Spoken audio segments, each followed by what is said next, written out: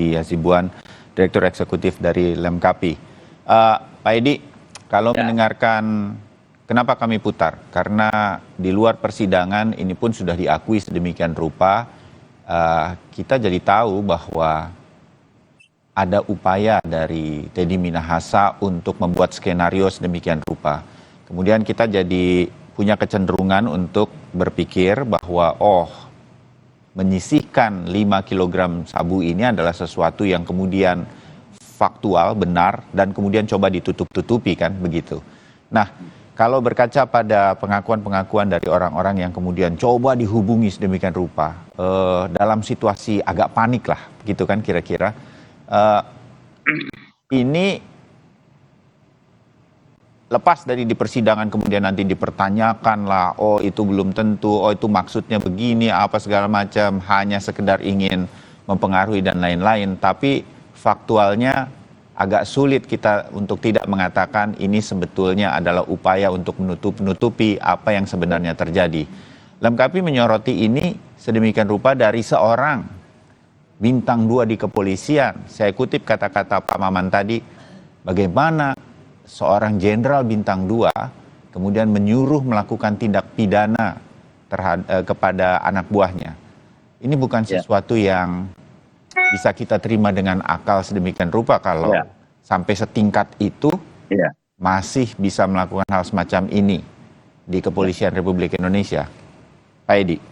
Ya, tentunya kalau melihat daripada pengakuan tadi Pak Parman juga ya, saya sangat sedih betul ya melihat pengakuan itu ya, bahkan juga melakukan intervensi agar masuk menjadi kuasa hukum mereka. Saya kira memang ini adalah, ini membuktikan adanya juga perbuatan yang tidak pantas dilakukan oleh seorang jenderal ya, apalagi bintang 2, kemudian sama anak buahnya ya. Termasuk juga kemarin ada perintah katanya yang menurut Dodi ya, bahwasanya memang disuruh diperintah untuk menyisihkan 5 kg sabu-sabu ya. Sebetulnya logikanya adalah jangankan 5 kg, 1 gram saja tidak boleh. Menyisihkan untuk ngambil ada 1 garis saja tidak boleh ya. Itu artinya memang di dalam hukum yang ada, aturan-aturan yang ada di kepolisian itu tidak boleh ada namanya penyisihan barang bukti. Tidak boleh ada namanya menyisihkan atau mengambil sebagian daripada bukti. Itu adalah merupakan penyalahgunaan kewenangan. Kalau memang ada terjadi di situ, itu adalah merupakan pelanggaran hukum. Tidak boleh terjadi di kepolisian. Ya, jadi kalau misalnya betul ada perintah untuk menyisihkan sampai 5 kg, saya kira itu adalah merupakan perbuatan yang tidak bisa diterima secara hukum ya. Itu merupakan bentuk pelanggaran.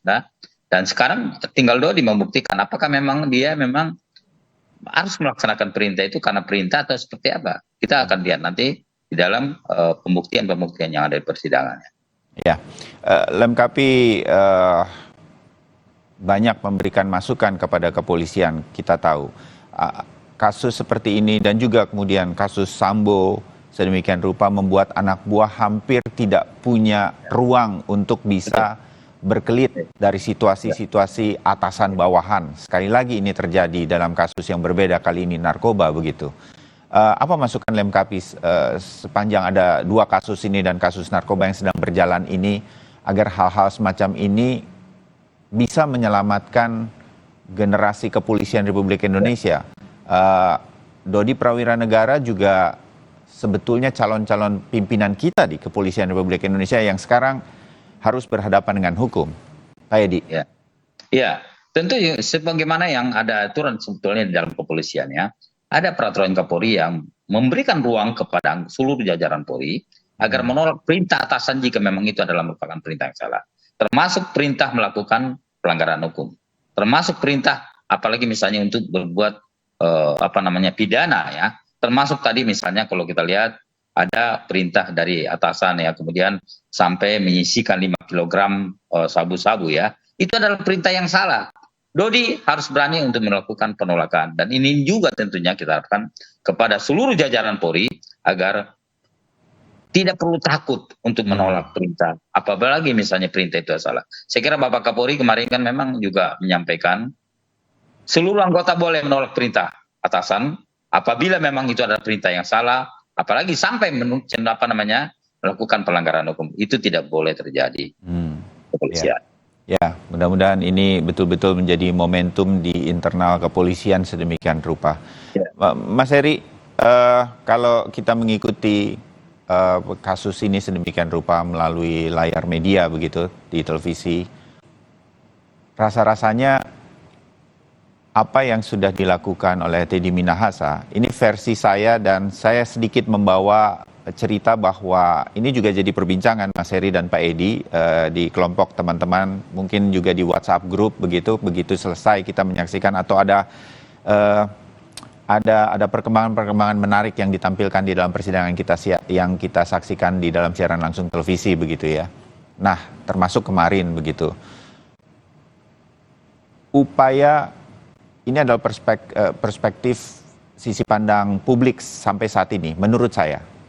Juga secara pribadi saya sih, apa yang terjadi memang sebetulnya ada fakta disisihkan 5 kg ini tapi berusaha untuk ditutup-tutupi.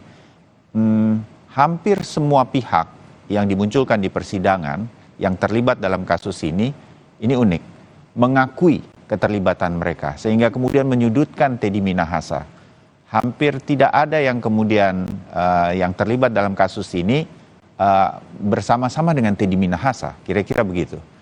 Mas Heri, situasi seperti ini kemudian memunculkan fight back apapun begitu.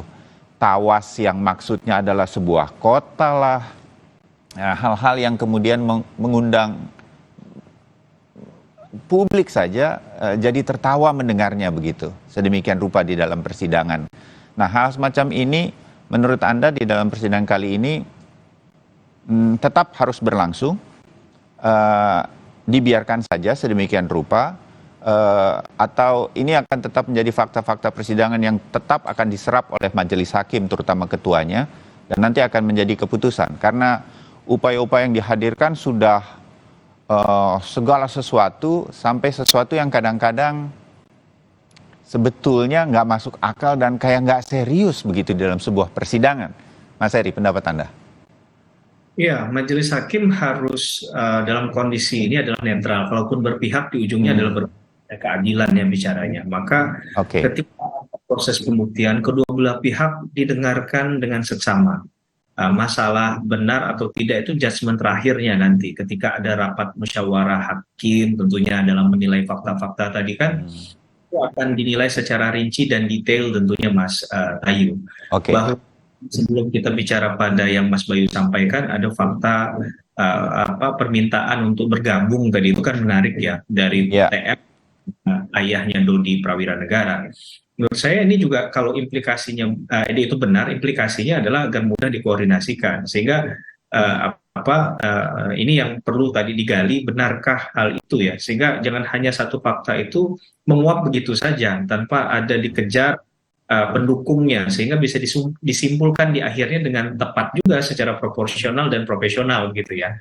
Jangan sampai ada fakta-fakta itu hanya ya sekedar saja. Kalau memang harus memang itu dikuatkan, diperkuat, diperhatikan menurut saya ya, dieksplor habis-habisan. Kemudian dalam konteks yang lain tadi adalah kita ini bicara tentang undang-undang tindak pidana narkotika, Mas Bayu, Undang-Undang 35 tahun 2009. Ada teknis-teknis, kalau nggak salah di pasal 75, 78 itu kan bicara dengan undercover buying. Nah, dalam apakah ini masuk dalam undercover buying atau undercover selling jadinya? Nah, pada undercover selling itu nggak ada dalam tindak pidana narkotika kalau saya tidak salah ya. Nah, ini yang kemudian kan harus digarisbawahi begitu ya. Kalau seandainya tidak ada aturan main itu, ini kan berarti membuat aturan main baru nih. Maka potensi untuk kemudian penyalahgunaannya besar, penyalahgunaan kewenangannya dipertanggungjawabkan secara hukum. Karena bicara tentang barang bukti itu kan di bawah penguasaan atau pengawasan dari penyidik. Ya. Nah, kemudian disisihkan dengan jumlah 5 kg dan itu benar, logika hukumnya adalah apakah nilai 5 kg itu memang ditetapkan undang-undang? Apakah kalau memang hanya untuk kepentingan pembuktian, tidakkah misalnya hanya secukupnya dalam artian tidak sampai 5 kg ya? Karena kalau 5 kg, bahkan dalam ancaman pidana udah pas, kalau ada orang yang membawa hal itu bisa pidana mati. apalagi kaitannya dengan barang buktinya sabu misalnya kan. Jadi ini yang kemudian harus dianalisis lebih dalam apakah proses yang dilakukan itu memang ada dasar hukumnya secara prosedural gitu kan. Kemudian juga apakah yang dilakukan ini sudah dibuka kerannya seluas mungkin dengan tidak hanya melibatkan seorang Dodi Prawira Negara. Nah, itu yang harus dijawab oleh Pak TM. Kalau andai kata Pak TM bisa menjelaskan itu, berarti kan tidak ada yang ditutup-tutupi kan? Ya. Berarti secara prosedural hal yang biasa dilakukan di dalam ranah penyidikan ataupun upaya untuk katakanlah tadi menangkap orang-orang yang melakukan transaksi peredaran gelap narkoba. Nah ini yang menjadi beban untuk kuasa hukum dan juga Teddy Minahasa menjelaskan hal itu, sehingga banyak yang kemudian sudah meninggalkan ya posisinya untuk berada di posisi TM. Ya ini kemudian makin mempersulit posisinya TM untuk bisa memberikan pembelaan yang bisa dipandang oleh hakim. Tapi dalam posisi yang awal tadi Mas Bayu, maka hakim posisi netral gitu ya. Dia harus tidak hanya jaksa penuntut umum. Saya sebagai seorang lawyer pun pasti akan melakukan hal yang sama ketika melakukan pembelaan kan. Jangan sampai semua hanya dari fakta dari jaksa penuntut umum saja yang dipertimbangkan. Tapi kan hakim menilai. Hakim dalam menilai juga bukan hanya mendasarkan pada satu sisi. Nah, pasti dia juga melihat dari keterangan persesuaian yang lain. Tadi kita sudah bicara saksi kah, alat bukti yang lain kah, sehingga dia bisa memaknai bahwa ini logika hukum yang benar dibangun, sehingga berapa kali untuk bertanya berulang, walaupun jaraknya nggak jauh. Pak Ketua Majelis Hakim, Pak John itu, menurut saya orang yang menarik gitu ketika dia bertanya begitu dengan tenang begitu dan bertanya, dia ingin pastikan apakah kronologi yang disampaikan itu ada yang lompat-lompat atau tidak, ada yang di skip atau tidak kan, ini yang penting juga. Sehingga ketika confirm dengan satu fakta tadi, dia catat untuk dikaitkan dengan keterangan yang dibunyikan oleh pihak lain terhadap fakta yang sama, terhadap perbuatan material yang sama. Ini harus secara hati-hati nanti dinilai oleh hakim. Kita nggak mungkin mengajari hakim. Kalau saya lihat dari posisi juga dari katakanlah pengalaman beliau yang duduk di majelis hakim ini kan, mereka yang punya pengalaman untuk perkara, apalagi menyidangkan perkara mantan bintang 2 begitu ya. Soal Sumatera Barat, saya rasa itu sudah jadi pertimbangan juga Mas Bayu. Baik, ada beberapa hal lain lagi nanti yang muncul di dalam persidangan yang saya ingin tahu juga pendapatnya dari Mas Heri dan Pak Edi, tapi kita jeda sebentar, tetap bersama kami.